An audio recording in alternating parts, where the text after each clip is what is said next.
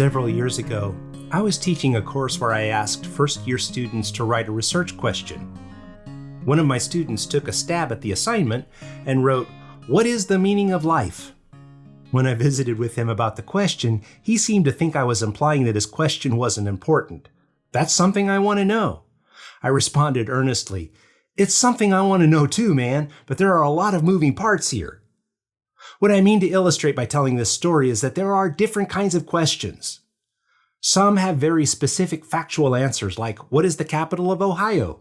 Some are preferential like, "Would you prefer to eat pizza or hamburgers tonight?" Some are existential like, "Who am I and why am I here?" All of these are useful kinds of questions, and they are right questions in the right moment. But what I want to help you think about creating is the right kind of question for interdisciplinary research. This kind of question will look very different from factual or preferential or existential questions. As I mentioned in the previous video, interdisciplinary research questions investigate issues that are complex. A big part of the reason that these questions are complex is that they are issues that involve the interplay of different systems. Let me see if I can give you an example. A dear friend of mine was a missionary in Africa. And while he was there, a well-meaning American visitor, let's call him Frank, came to the village and saw how hard the people there worked, how close they were all to poverty, and how much he had been blessed in his own life here in America. Frank also became very close to a particular family. They had him in their home for meals and sang songs with him around the fire, showed him their work they were doing in their very tiny family-sized farm, and Frank was so touched by their friendship and felt so blessed by the resources that he had in his pocket that he gave the villager a $100 bill. Frank was a good man. He felt that he'd been blessed and he chose to be a blessing. After all, why shouldn't he share what God had given him with the family he'd grown to love?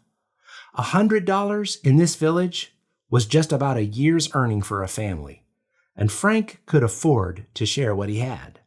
What Frank didn't know was that there were other systems going on. His kindness and generosity was disruptive and created significant problems for the family and the village. One of the systems was a difference of culture.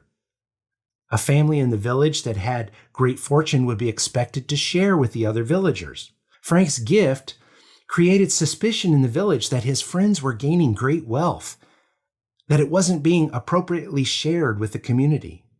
Frank was surprised by this. He wouldn't expect his neighbor to share his wealth in America, so why would these villagers expect some of his gift to his friends? There were other problems. The family he gave the money had no idea how to handle cash of this volume at one time.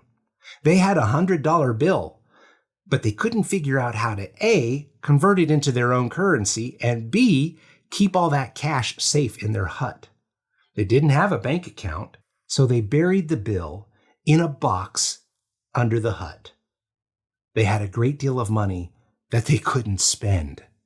In the end, there were several different systems at play in this scenario.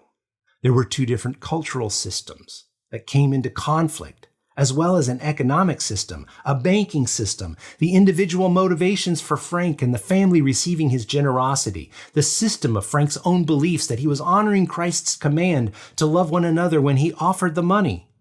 Questions that instigate integrated forms of research are those that look into combinations of systems. Bammer suggested that these questions could be understood through 5 important elements. For what and for whom? For which knowledge, unknowns, and aspects of policy and practice? How? Context, and outcome. I'll unpack these questions in a second, but notice how these center around a practical problem of practice or policy. Questions that promote integrated research are practical. They focus on real-life issues. They may look at practice, the behaviors that people engage in, whether consciously or unconsciously, or they may look at policy, the plans and rules of interaction. So your research question should first focus upon a real-world problem.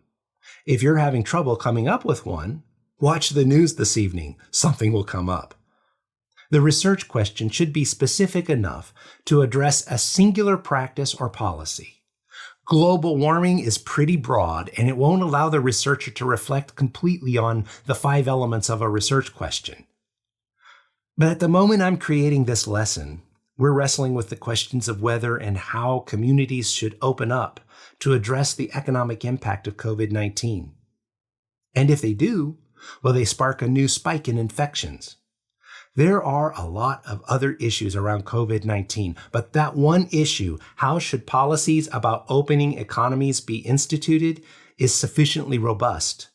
It involves questions of epidemiology, how viruses spread, and economics and political theory, as well as issues of theology for churches that want to be open as well.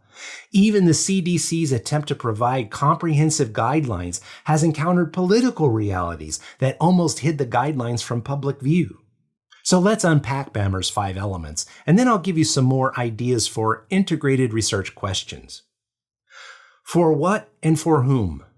BAMR suggested that we consider looking at a problem and asking, what is the integrative applied research aiming to achieve, and who is it intended to benefit? Who is an important question. Integrative questions tend to involve human groups at some level. Also, what do you expect to achieve?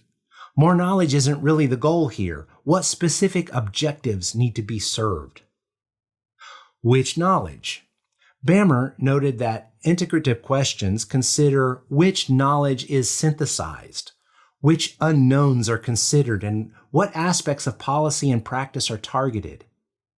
A great place to start here is with your 2 fields of study. How are they necessary to addressing the problem? How?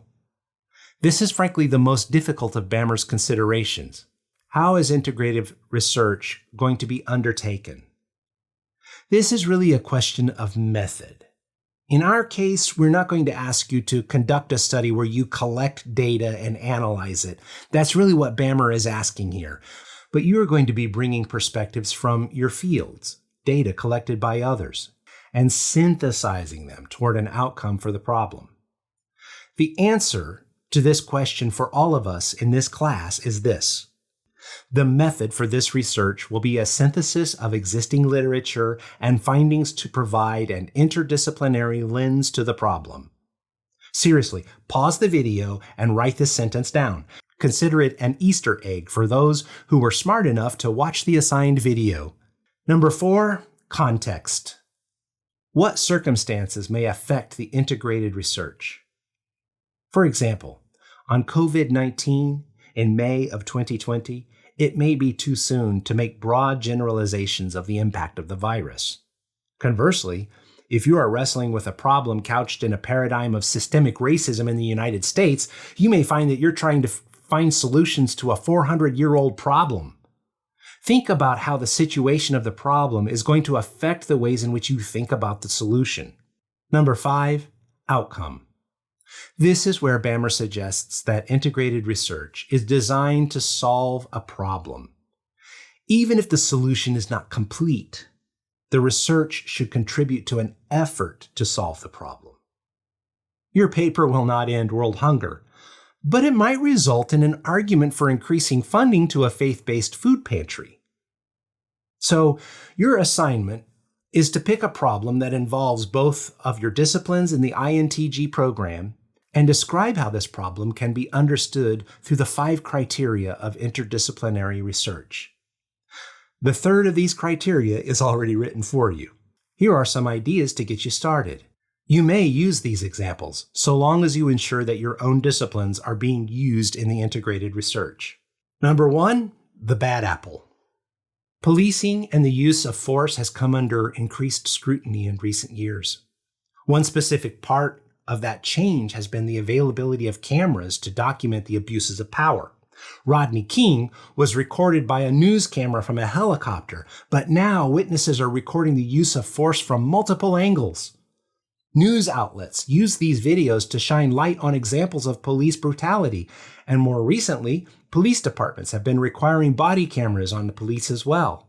The question is whether these technological advances are having an effect on reducing instances of police abuses, or whether they are resulting in a broadening division and distrust between law enforcement and the communities they are chartered to serve. Here's a second one, the lottery. A recent growth area of integrated research has been in the relationship between psychology and economics, how specific individuals' cognitive evaluation of risk interact with the actual mathematical calculus of risk.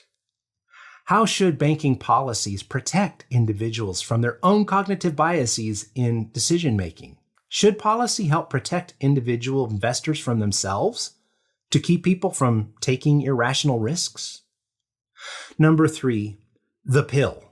Prices for prescription drugs are controlled in most developed countries. In the US, however, the pricing is minimally controlled by policy. This has resulted in extremely high prices for life-saving or life-sustaining medicines like Ravicti, which is a drug to treat a disorder that creates high ammonia levels in the blood, which has a list price of $55,341 per month. While these costs are sometimes covered through patient assistance programs, they are also rising every year. What public policy solutions can A, incentivize research and the development of new life-sustaining drugs, and B, remain affordable to the customer? Notice how these are specific. I'm not just asking about racism and policing, or lending policies, or prescription drugs. Rather, I'm asking questions that are specific and where no one discipline can completely solve the problem. So get to it. Let's see what real-life practical problems you're willing to engage with your interdisciplinary approach.